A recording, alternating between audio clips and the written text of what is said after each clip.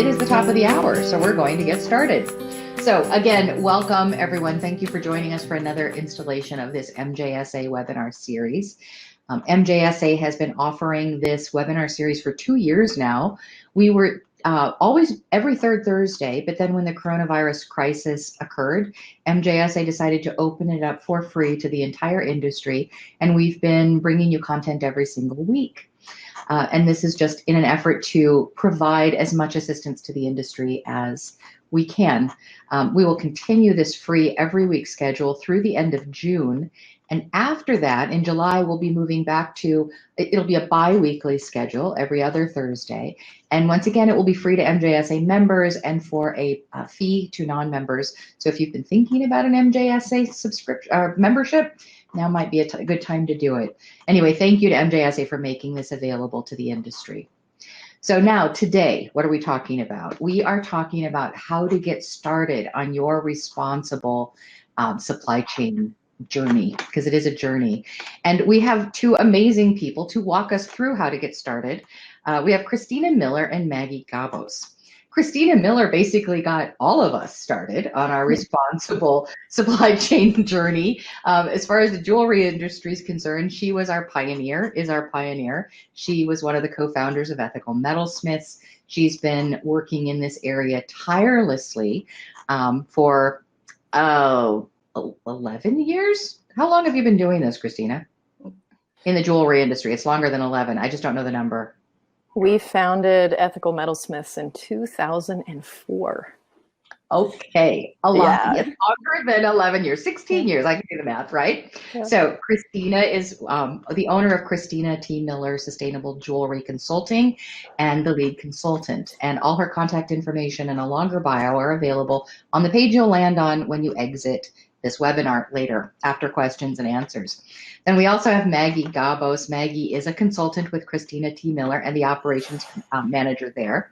And Maggie has been working for some time with small and medium-sized companies to develop systems to improve social and environmental impact. And together, these guys are a dynamic duo that can tell us how to get started. So I don't want to waste any more time talking. I want to spend the rest of my time listening.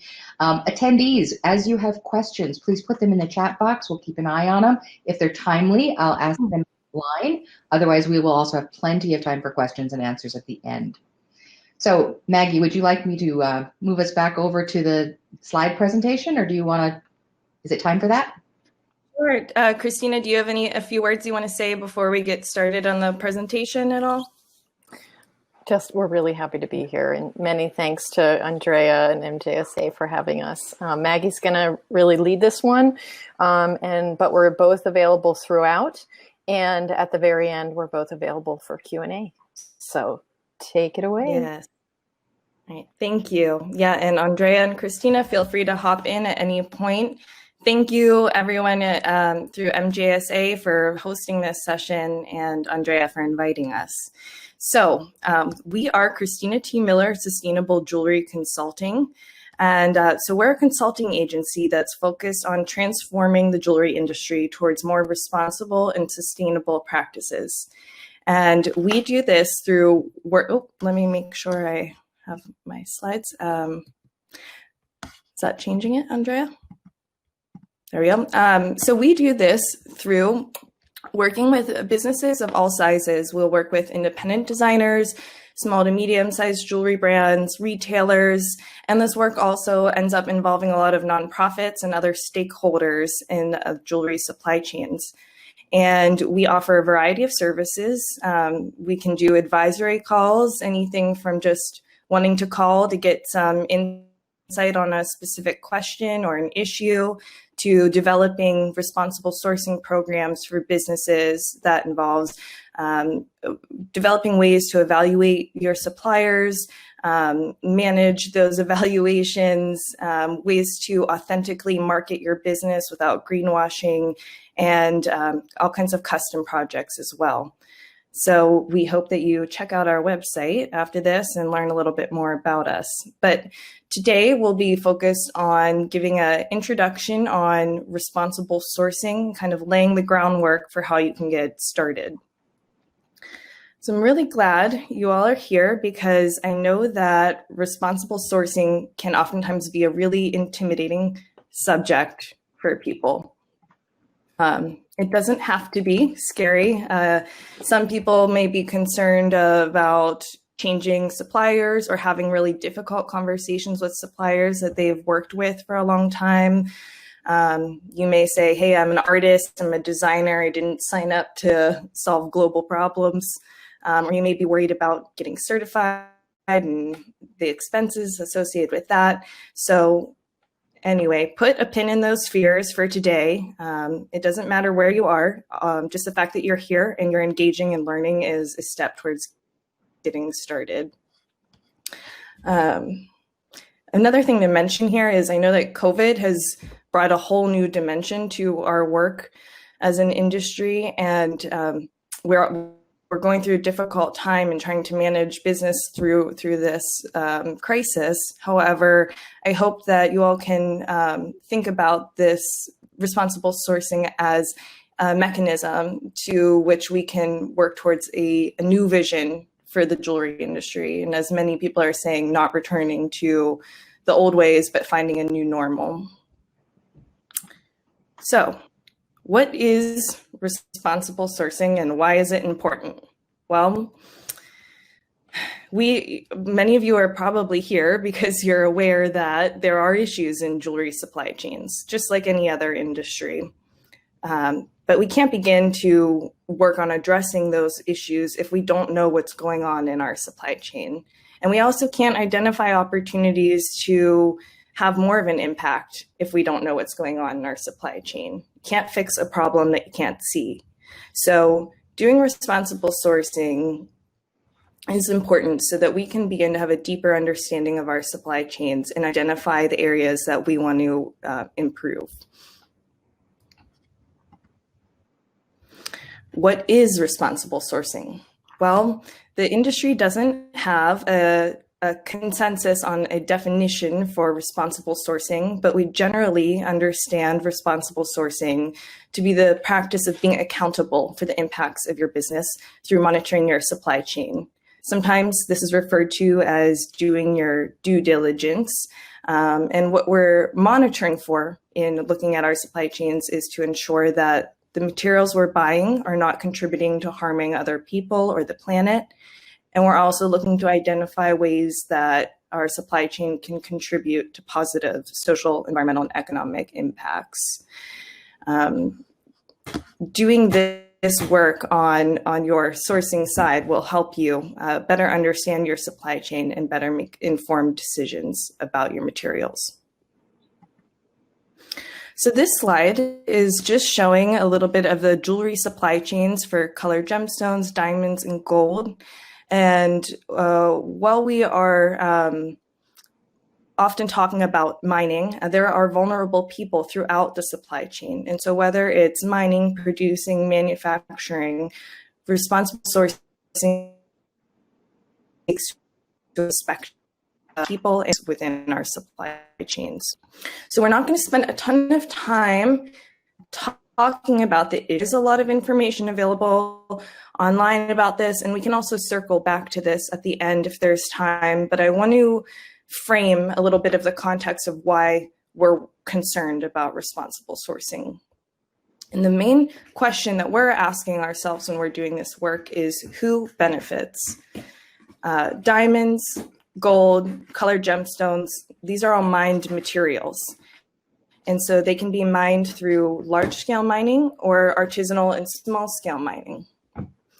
Large-scale mining, you see these large open pits. It can be comprised of hundreds of people. It's often backed by a company with sufficient financial and legal resources and tends to have a pretty severe environmental impact. On the other hand, artisanal and small-scale mining is often done in small groups, sometimes families. It's done as a way to supplement income or sustain daily livelihood for many people. And it's very labor-intensive work, often done by hand or with simple tools. And these miners usually do not have much support in terms of access to financial and legal resources. Artisanal and small-scale mining plays a huge role in our world, not just our industry. You might be surprised to find out that almost 90% of our colored gemstones come from artisanal and small-scale mining. So if you're using sapphire, garnet, ruby, these are people pulling this material from the earth, and the way that we buy this material impacts their lives as well. Something to note here is, while you might see that only 20% of the world's mined diamonds and gold is done by artisanal and small-scale miners, these kinds of miners make up 80% of the global gold workforce. So this is just to say that millions of people are impacted by our supply chains, and the more thoughtful we can be about how we source, the better opportunities we have to positively impact the well-being of these miners and also their communities, and hopefully the greater population there. So again, we're not going to spend a ton of time talking about these issues, but just so you can get a sense of the main opportunities for improvement with each material, we've outlined them here. You can feel free to take a screenshot and do a little more digging on this on your own afterwards. With gold, we're primarily concerned about the lack of traceability in gold supply chains, deforestation, especially in the Amazon, and mercury pollution. With colored gemstones, we are concerned with ensuring that miners are paid fairly for material, helping miners to formalize in the trade, and also concerns about health and safety with the mining, as well as gem cutting and polishing. With diamonds, we are looking at environmentally harmful large-scale mining, as well as conflict financing, which remains an issue for the jewelry industry. So I just want to pause here to say that it doesn't have to be this way. And I would like you all to envision the kind of jewelry industry that you would like to be a part of, because you are part of this solution. We can imagine a vision for a more responsible and sustainable jewelry industry. A jewelry industry that does not engage in exploitation of people, but works to have supply chains that protect and benefit people, especially those most vulnerable. We can work to have a jewelry industry that supports economic development for the countries producing these materials. And we can work to minimize environmental impact through buying with sources that take steps to mitigate harm, don't pollute, and invest in restoration of mining sites. So I'm going to take a quick pause here and have Christina offer her thoughts about this vision for a responsible jewelry industry. I have a few examples here of initiatives in the jewelry industry that are working towards this more responsible vision. And so these are just a few examples of the kinds of opportunities we have to support miners in our supply chains. Christina, do you want to hop in here? Yeah, it would be my pleasure. I'm also hoping we might grab URLs for Moyo Gems and Just Gold to drop into the chat. I got that. Okay, thank you. Yeah, so envisioning the future. So we decided to just put two examples. There are multiple examples that are emerging that are quite exciting, that reveal to us that there are creative and driven individuals and communities that are really working on this. Moyo Gems is a really interesting example because it really shows the way that it takes a village, right? It takes multiple different perspectives to make something work. And so the Tuoma women from the Tanzanian Women Miners organization, they've been mining and working as a cooperative for a very long time. And they were even in the United States, I think it was in 2006 during the Madison Dialogues. They had a few women that were representing Tuoma then. And it was either 2006 or 2009. But anyway, it became evident that they could benefit. They knew themselves that they could benefit better from from the gems that they were mining, and outside organizations were able to provide that support. So Gemological Institute of America, PACT, large NGO, started working together on miner education. How could they learn more about their gemstones to be able to benefit from the increased value that they could sell them for at that rate?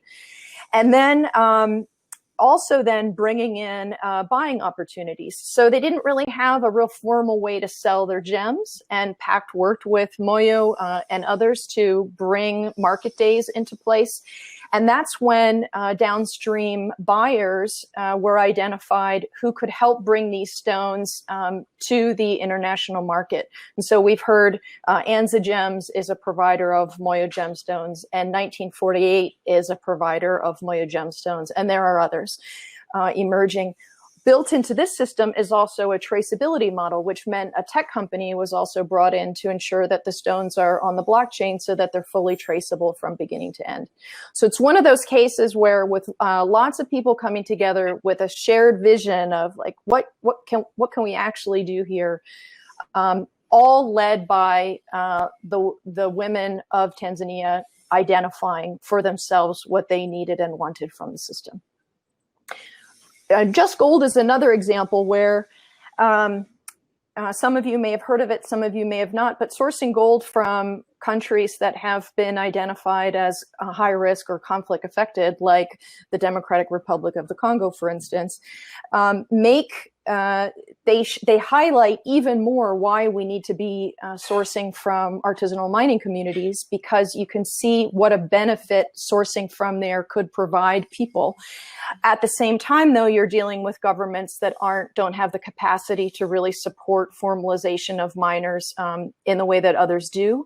And there's a lot of fear about sourcing because you don't want to be supporting bad actors in the process. So in this model, you have, again, a traceability system that allows, that registers the miners, tracks the gold throughout the supply chain, and is kind of testing out the idea of whether or not we as a jewelry community have an appetite to purchase data and use that data to monitor the impacts that our purchases are having on the ground.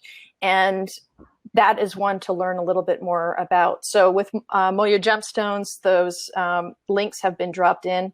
Thank you, Andrea. I'm going to hand it back to Maggie. Sure. Thank you. So these are just some examples of how people are getting creative. They are collaborating to transform this industry. And this is something you all can be a part of through purchasing material like this, where there is an intentional benefit for the people producing it. And really an idea behind this is treating miners and producers as equal business partners in our work as an industry. So you may now know that responsible sourcing is the right thing to do, but you may also be asking yourself, what can responsible sourcing do for my business? Well, for one, customers are asking for more and more responsibly sourced and sustainably produced materials. But in terms of your business, going through the process of evaluating your suppliers and deepening your understanding of your materials can give you a whole new understanding of your business. It can increase your confidence in knowing what's happening with your materials, even if it isn't what you'd write out in paper is perfect. This can create an informed conversation to have with your customers and in your marketing. And it also helps you increase your connection to the source and create a more meaningful story for your product. So before we get into exactly how to get started on responsible sourcing, I want to touch on a couple key ideas to keep in mind. First things first, this is a work in progress for the entire industry. So these ideas help us maintain kind of realistic expectations and stay on track. The first idea is transparency. For a long time, the jewelry industry has operated in a very traditional way, in a way that has not given much clarity on what's actually happening in our supply chains And so transparency is a really important idea here because we're looking for the truth. We're looking for honesty over perfection. You're in your conversations with your suppliers, they don't have to give you the perfect answer that you're hoping for. If they're giving you an honest answer that's maybe not perfect, that's going to be more useful. Traceability, again, with this lack of transparency over the years, we haven't really understood the journey of our materials and who traded it, who was impacted by the trade of these materials. So knowing that journey from the mine all the way to your jewelry bench is a really important part of these conversations. Next one, continual improvement. Again, it's a work in progress for everyone, including your supplier. For some of you, it may be the first time your suppliers had this conversation. So having an approach that is understanding of continual improvement, that seeks to benchmark and get an idea of where you're at now and then set goals for the future that you continually work at, is the approach that we recommend. And the last thing is capacity. Because this is a work in progress for the industry, there are limits. So you may be ready to transition everything about your business to being more responsible and sustainable, but realize, hey, the material I use all the time, and that's at the heart of my design, there isn't really a responsible source for that. So there are some limits to the industry right now, but you asking for this material, creating those conversations, is a really important part of driving this demand for change. Another capacity thing to consider is that there are limits to producers in some ways, especially if you're wanting to support artisanal and small scale miners. They may not be able to provide you with the level of information that a multinational company would. But again, go back to that question of who benefits. If the intention's there and they're working to continually improve, you may want to support that producer over a large company. So how can you get started with responsible sourcing? There's going to be 6 phases here, and we're going to explore each one of these individually. Starts with identifying your values, evaluating what you're currently doing, communicating your standards with your suppliers and the public, making changes if necessary, creating systems to manage and monitor your supply chain, and again, continual improvement. So let's start with identifying values. This is such an important part, and this is something that Andrea talks about as well. But getting really clear on your values, the principles by which you operate by and which you would like your business to operate by, is going to be very helpful for first keeping yourself accountable, but also when it comes time to make decisions. So these 3 questions are just some questions that you may reflect on to determine where your values lie. And these examples are all examples of language you might find on a company website about their values. And so we have a little scenario here. Company B, their value statement is saying, we value and invest in source communities with our trusted suppliers. So they are approached with a scenario, say you're company B, and a gemstone supplier who you've never worked with before calls you and offers a large lot of quality emeralds from an old stock for a great price. What do you do?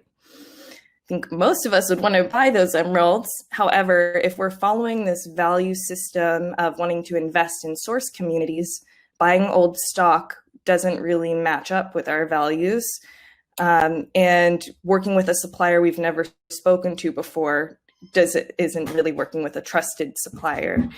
Now, this is not to say you can't buy old stock if you want to invest in source communities. There are creative ways to go about approaching old stock, which we can definitely discuss more in a bit. But this is just an example of how your values might inform your decision making. So the next thing you'll want to do once you get really clear on what your values are and how you want to define your business is to evaluate your current practices. And a great way to do this is to inventory all of the materials you have. You can use any outlet that would be easy for you. Some people use Google Sheets. Your current inventory system may support it, but you'll want to take inventory of everything you're using and the suppliers that you're purchasing from and the information that you have on these materials thus far. A really great exercise here might be to try to map your supply chain.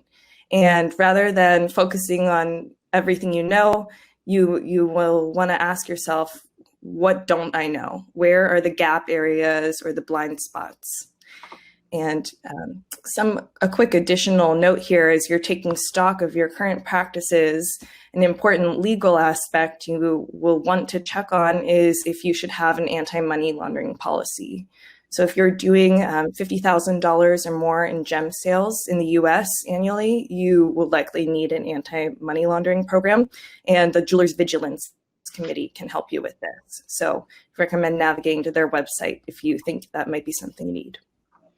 So after you are taking a look at where you are, kind of benchmarking, you can begin to talk with your suppliers and get some more information. So there are two sides of this, as you can see with these two blocks. The first side of this, you'll want to, well, let me take a step back and say, the best approach for having these conversations with your suppliers is not to come from an investigative standpoint and assume the worst.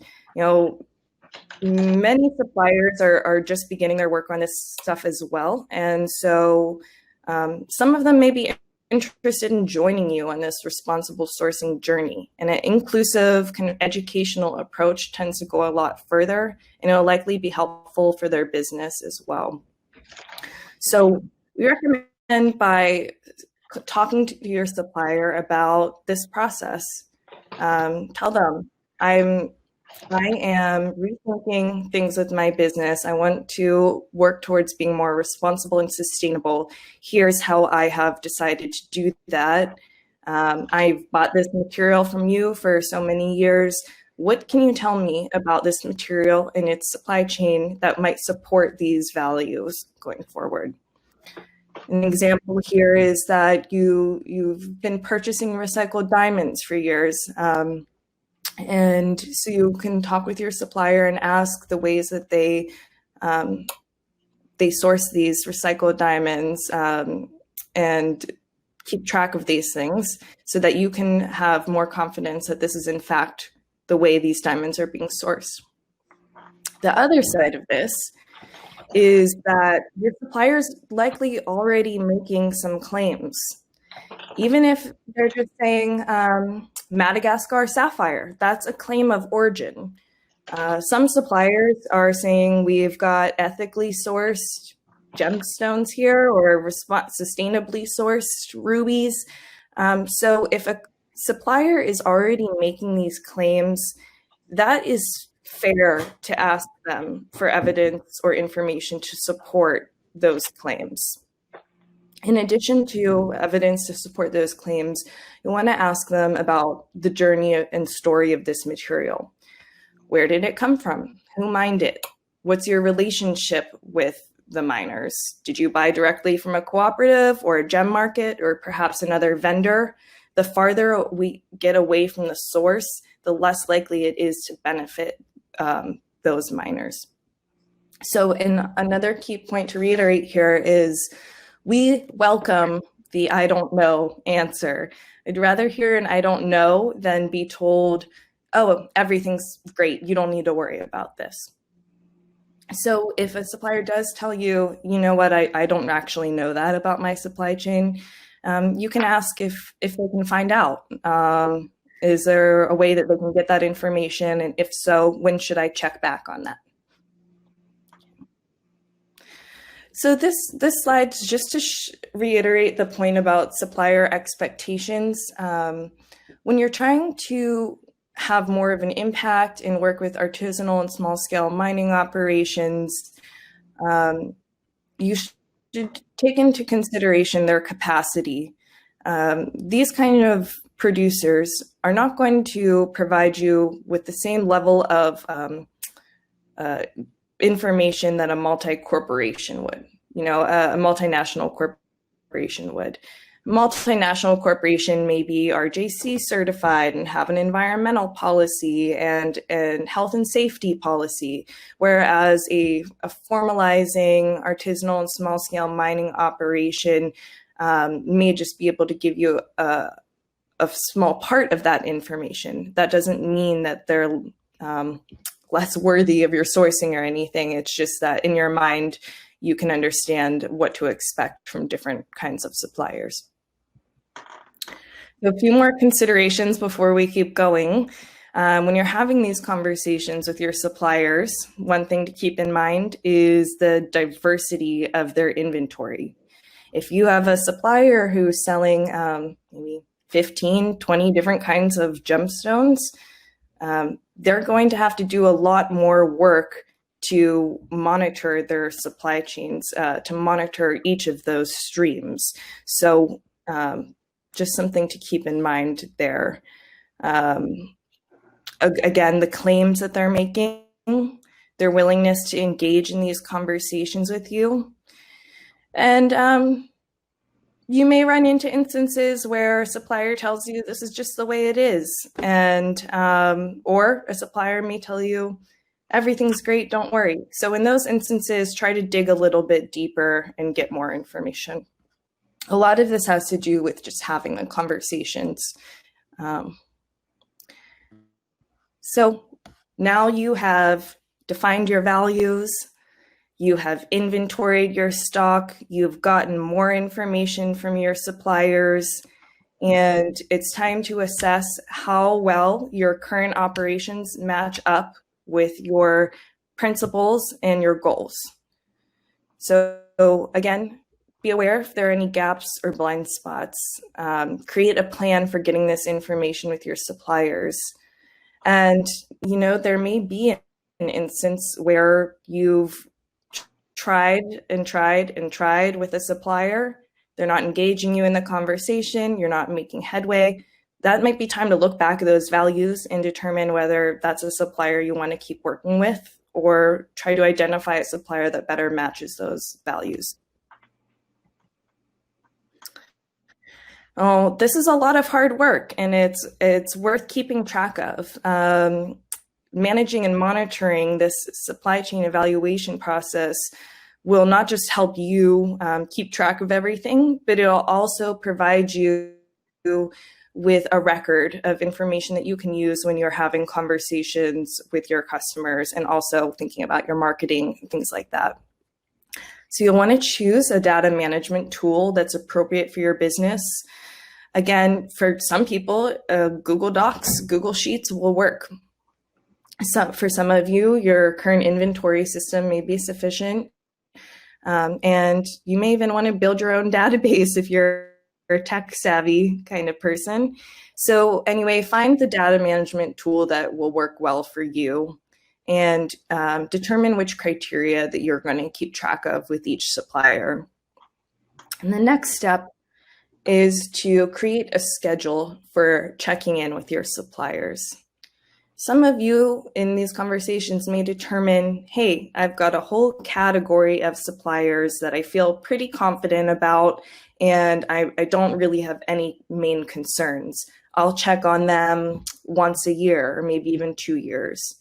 There may be another category of suppliers that you didn't quite get the information you were hoping to get. There are areas of uncertainty, and you may want to check back on those more often, say every 6 months. And another tip here that's really helpful with just keeping track of what's going on in your supply chains is simply to set a Google alert or a news alert, if you can, about your material and the country or region that it's being sourced from. And now you've done a great job at getting to this point, but it doesn't stop here. Once you have deepened your understanding of your supply chain, decided where you want to go, set some big picture goals. And then we recommend breaking these goals down into phases. So it's going to be different for different companies. And this slide just reflects, two different versions of what companies could come up with. Company A is kind of just getting started, and maybe by year 2, they're starting to transition to buying more artisanally mined gold, recycled diamonds. But Company B is really going for it right off the bat. They want to get fair mine license within the first year, start transitioning their gold source by 80%, and even eventually commit their annual giving to supporting a gem education center in a source community. So these are some of the kind of examples of big picture ideas you can consider for your business, and just break it down into phases and digestible tidbits so that you don't have to do it all at once, but you have a plan and you know where you want to go. So this is a really important part of all of this hard work, is to evaluate your progress. Thinking about supplier evaluations and monitoring and managing can feel like really tedious work, but you can also think of it as a form of care for yourself and your business and for other people. And it's something that you can be really proud of. Just an example of this is there's a client that we worked with who just came to us saying, you know what, I want to know more. I want to figure out how I can be a little bit more aware. And now, over time, with continual improvement, this process has led this retailer to creating a whole set of sustainable designers. It's Robert Goodman Jewelers in Indiana, if anyone wants to check it out. But they've developed a set of sustainable designers, a set of criteria by which to define these designers by. They've started producing blogs and information to share with their customers on these issues, and they're not done yet. They're continuing to develop new ideas and keep this going. And it may also be a point of personal connection to think about how this process changes your relationship to your business, changes your relationship to jewelry, and changes your relationship with the source and understanding the people that produce these materials.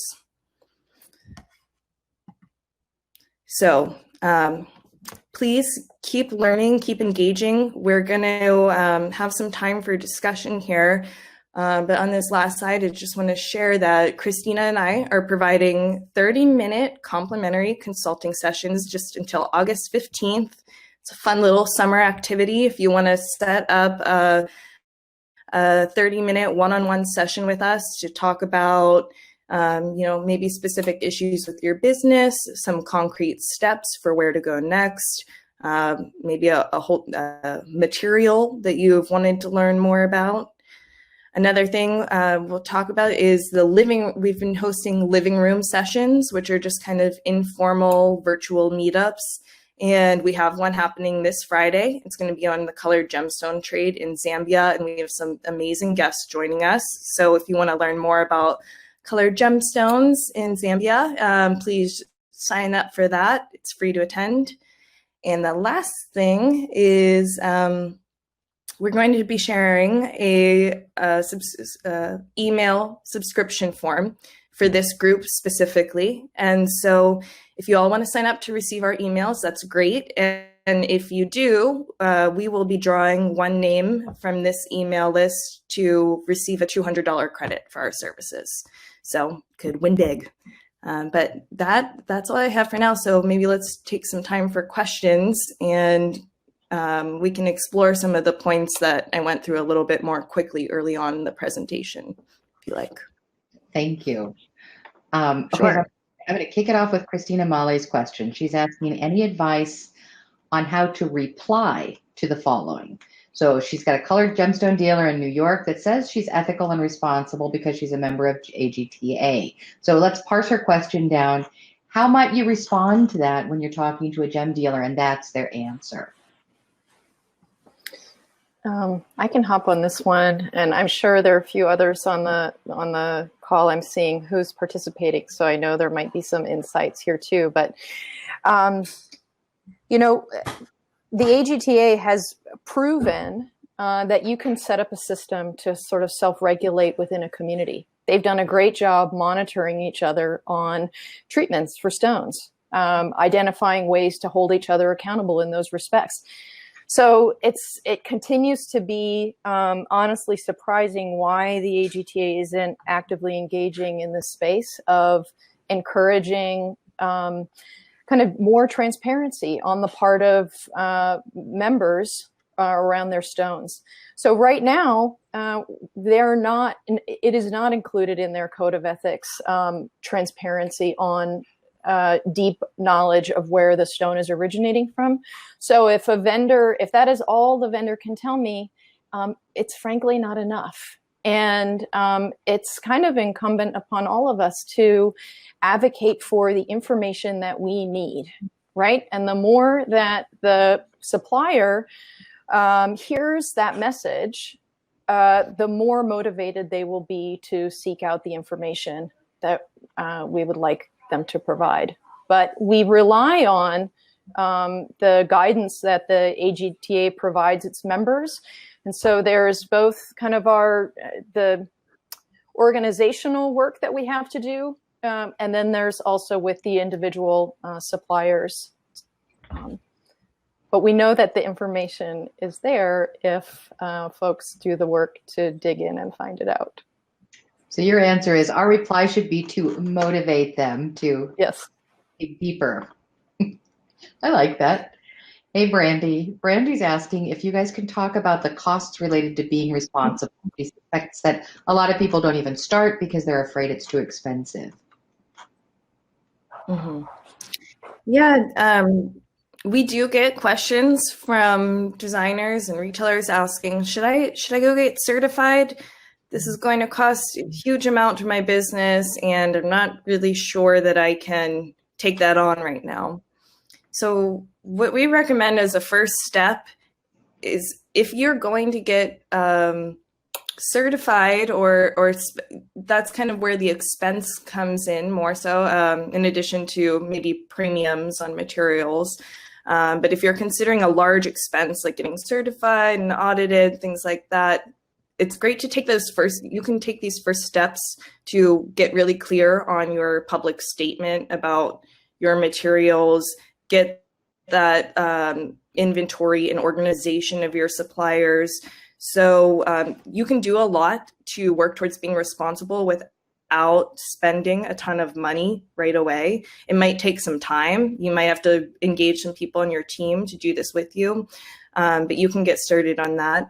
And then in terms of material premiums, there are different options that you can choose for your business. It might be that you're not able to pursue a premium on gold for responsibly sourced artisanal gold right away, but you start with all post-consumer recycled gold, or maybe some of the other models that have that don't have a premium. Like Just Gold is kind of taking on a different model. And Christina, you've had an interesting approach of doing the group buy of Fair Mind. That might be a nice example to share. Mm-hmm. If I've learned anything from this work since starting it in 2004, it's the power in numbers. When you try to go it alone, no small brand is going to independently transform an artisanal mining community, to be able to, sort of meet these expectations. So leave that kind of save your idea at the door, and instead look to collaborating with your peers to develop demand.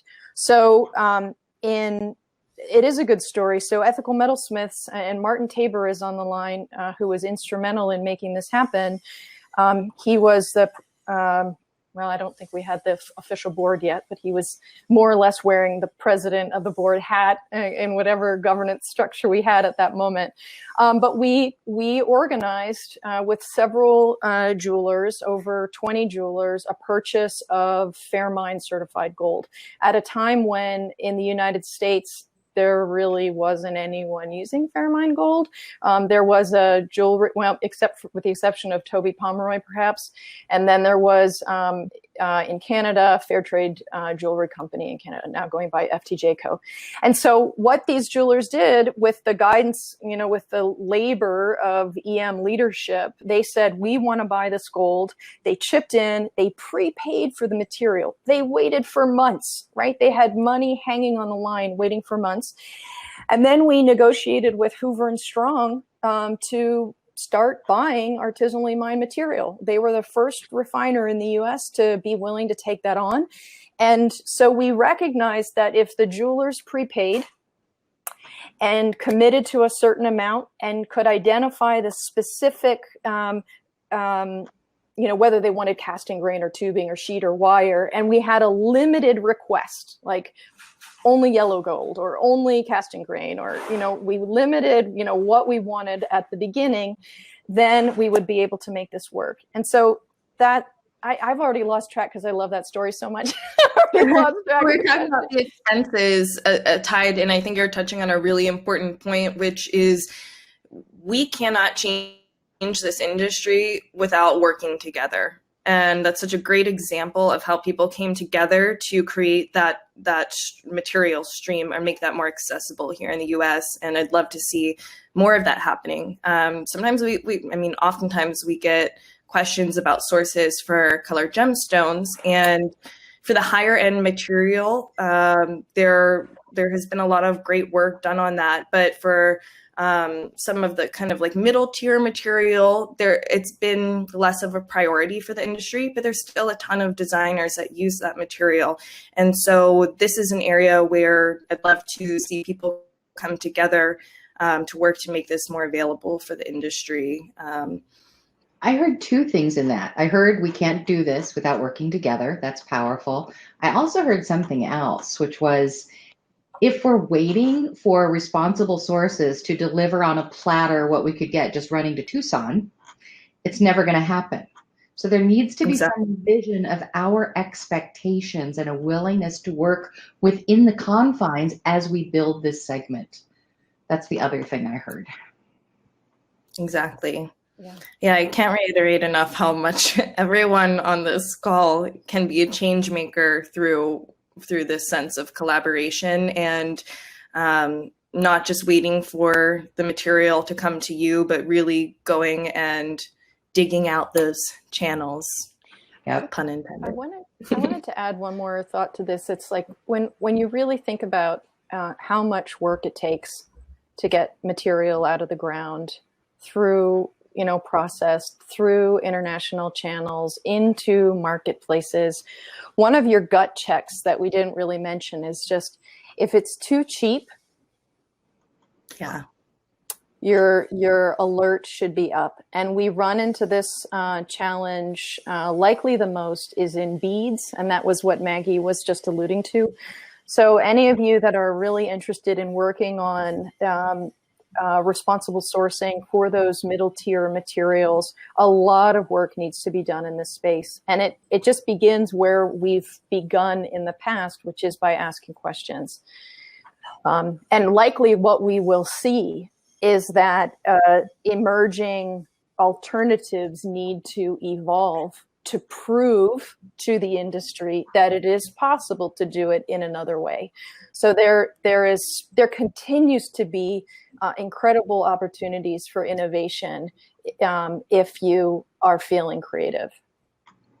So that is a perfect segue to Catherine Kelly's question. But before I move on to that, Brandy Dallow's on with us. She's with RJC. She did point out in her comments and gave the link that all of RJC's material is open source and available for free, including the code of practices and the guidance notes. And those are great things to read and think about and figure out how to incorporate them in your own process, even if you're not planning to go for certification right away. So thanks for sharing that, Brandy. Okay, so Catherine's question is, as someone starting a new company, how can I, as an unknown, convince potential customers to purchase my considerably higher priced jewelry?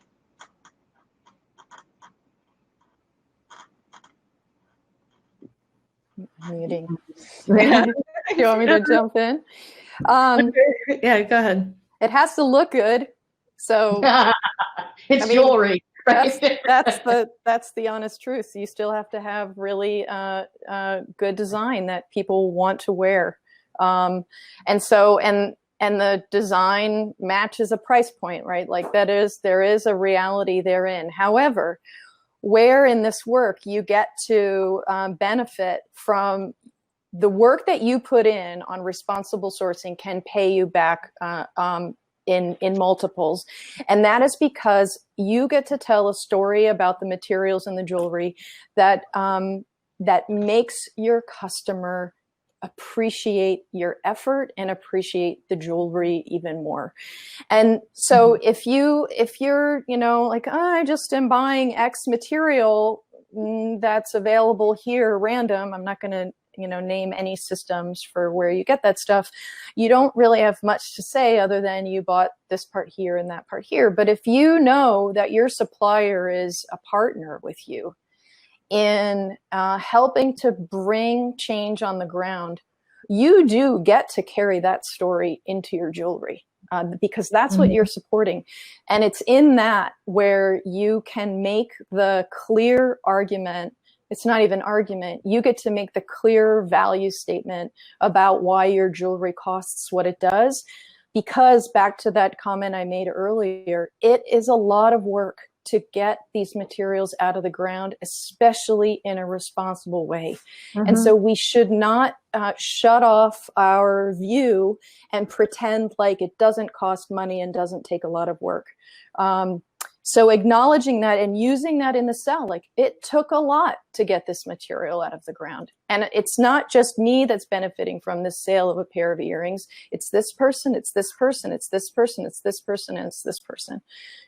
So Angelique jumps on that by saying if you have to convince people to buy your work, they're not your customer. Remember that people who love your work will always buy it. That goes back to something Maggie said earlier about values. So your business values aren't just about your responsible supply chain values, they're your values. And they ultimately help you answer the questions, who am I? What do I do that makes me different? And why do I matter? And that why do I matter infers to whom? So by answering those questions about who you are and what you do that makes you different and why you matter, you're actually envisioning a group of people to whom your story, your values matter. And when you do that work, you end up reaching the people who are interested in paying the higher price because there's a values match. You don't need all the customers. You just need the right customers. So that is the direct pathway to the answer about who is my customer. Right. I just want to add, kind of reiterating Christina's last point, we have to do a little bit of rewiring of our thinking based off of what we're so used to the industry operating. So when we start actually valuing people and valuing the processes, there's a different cost associated with that. And so that's a little bit of rewiring for us in terms of you're worth it. Your product is worth it. When you're engaging in these kind of practices, and a little bit of rewiring and education with the consumer as well, which is an industry-wide effort as well. Yeah, it sure is. I'm seeing a lot of questions in the chat about sources, and I'm also seeing a lot of those get answered by our participants. So for all the participants on this, what I'll do is I'll go through the chat at the end of this, and I'll make sure that in the follow-up email, we include the source links. So that way everybody sort of gets this compendium of resources. And Monica Stevens on the line, she's the current president of Ethical Metalsmiths. She also reminds us that at the Ethical Metalsmiths website, there are some more resources. And she put the link in the chat. Yeah. So now I am looking for May I add? that aren't about sources. Can I add a note too on Monica's note? Again, like I said, the collaboration aspect's so important, but it makes us work so much easier when you start to develop your network. And so Ethical Metalsmiths is a really great outlet for that. If you're a member, you can be on their listserv, but just as a resource, as a website, you can find ways to connect with all different people in this industry.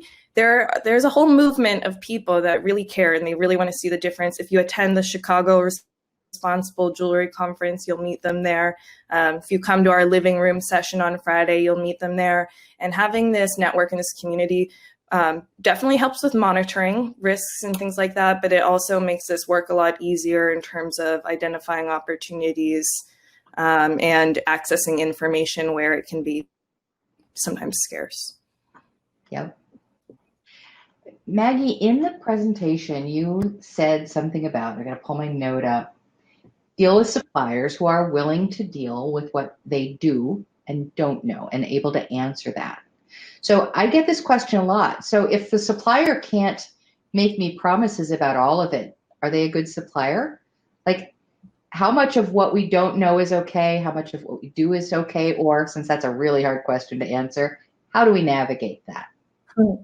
It is a tough question. And of course, there can be those instances where your supplier does know and they're just saying, I don't know. And so we want to avoid that as well. There's not an easy, straightforward answer from my stance. I'll be interested to hear what Christina says. We tend to be pretty well aligned on this.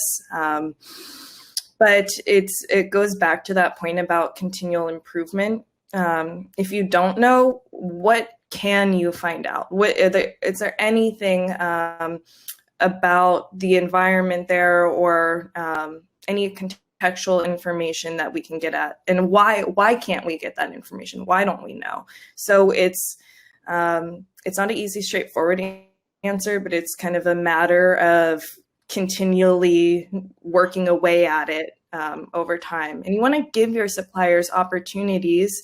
You don't just want to assume, hey, they're a bad actor. I'm done with you. You can't answer my question. You want to give them opportunities to engage. But if you are going about it from multiple different angles, you cannot get any more information from them than that. I don't know. Starts to look less like the honest truth and more like excuse. Christina, what do you think? I agree, and part of it's personal. So, if you're a really large brand, eyes are on you in a different kind of way, in the way that you are accountable, and so the way you do your due diligence on your suppliers, we've seen pushing from multiple points of view, from the buyer providing a long protocol for how they want their suppliers to operate. So they provide the guidance, the expectations in one direction, and then kind of using market forces like an appetite for certifications or a desire for third-party audits or things like, you use these other mechanisms to sort of push it around. So on the small, scale, which is the majority of our industry, we do a lot of relying on peer-to-peer information, which, we might not have a formal Yelp for the jewelry industry, but we certainly have informal channels for vetting suppliers. So use those, because, but always question it yourself, right? Because sometimes we get caught up in the moment following on a particular stream or a particular idea, and then we fail to ask the hard questions. So the tolerance is personal, but you also have mechanisms that you can use to keep pushing. Mm-hmm. I guess the point is to remember it is a journey for all of us, and as long as we keep seeing progress on the journey, you're traveling with the right partners. Right, exactly. Yeah. And to add just one more note on that, what we're seeing, even in the large systems that have been established. So some words are like OECD, LBMA,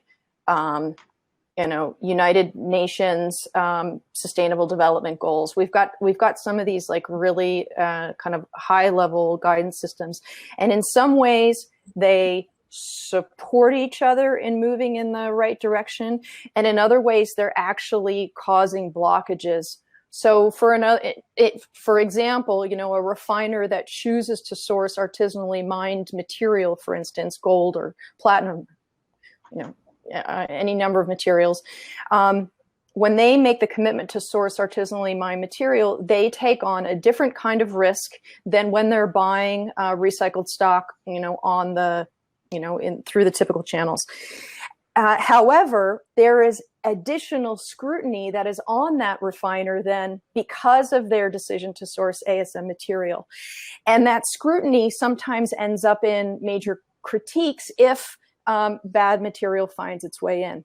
Sometimes it's legitimate, like sometimes they knew and they were hiding, right? Oftentimes, though, they're not. And so we have to sort of rearrange the way we're thinking about this to give credit and support where credit is due, where we recognize we're all on a journey, and then likewise hold vendors accountable when they are doing something that is discovered to be egregious. It's complex. It's not black or white. And I think as humans, we prefer things to be black or white because it's so much easier then, right?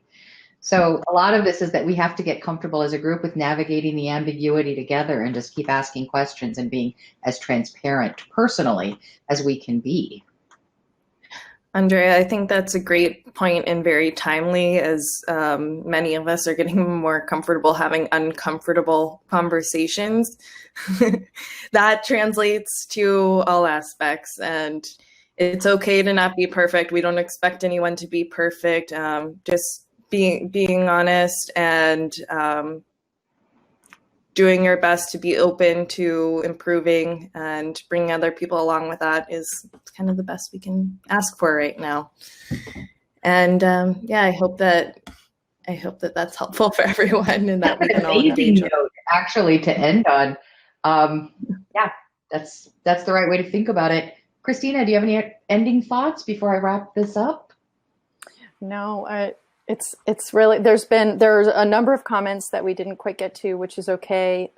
It seems like people are answering questions for each other, which is proof, right? I will share the chat. I usually don't take the chat transcript and share it, but I will just share the chat transcript along with the email so everybody can see the whole thing. I think it'd be great because there's fantastic information in there. Keep going. Support the NGOs that are doing the work on the ground. Partner with them.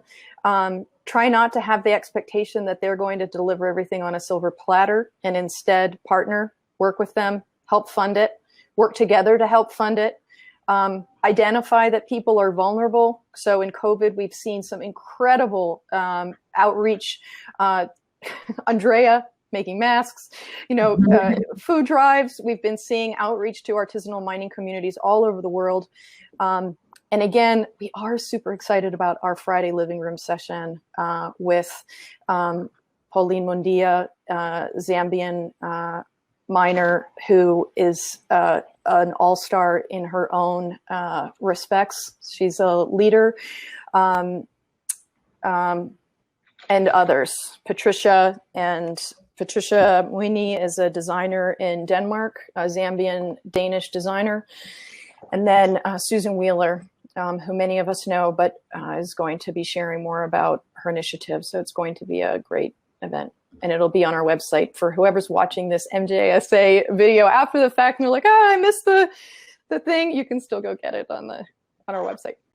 Yeah, and those are great sessions. You guys you're saying more sessions, please. Go throw some cards at Christina and Maggie. Give them your email address so that they can also try to build this practice so that they can continue to bring benefit to all of us in the industry and our source communities. And if we're doing that, then maybe we can get them to come back and do this again with us sometime. So I'm going to go ahead and wrap up this session now. Like I said, I will share the chat, and I will and the video will be coming out. You'll have a live link to the full video of this session. I want to thank Christina and Maggie for sharing all this great information today. I study this all the time and I still learn new things. So I so appreciate the content and your time and your commitment to the industry, because this isn't a big paying job, and yet you're just in there in the trenches every day trying to make a difference. And that's a lot of love. So thank you very much from all of us for what you do. Thank you. We love any opportunity to evangelize the responsible jewelry movement. And so thank you so much for hosting us. And thank you everyone who came today. And let's keep these conversations going. Let's do. All right. One last thank you to MJSA for hosting this thing for all of us. And I'll let you guys all go for today. We've got another session on Thursday this week. Go to mjsa.org, or the link will be on the page you land on as soon as I shut this session down. And we'll see you all later. Bye. Thank you. Bye.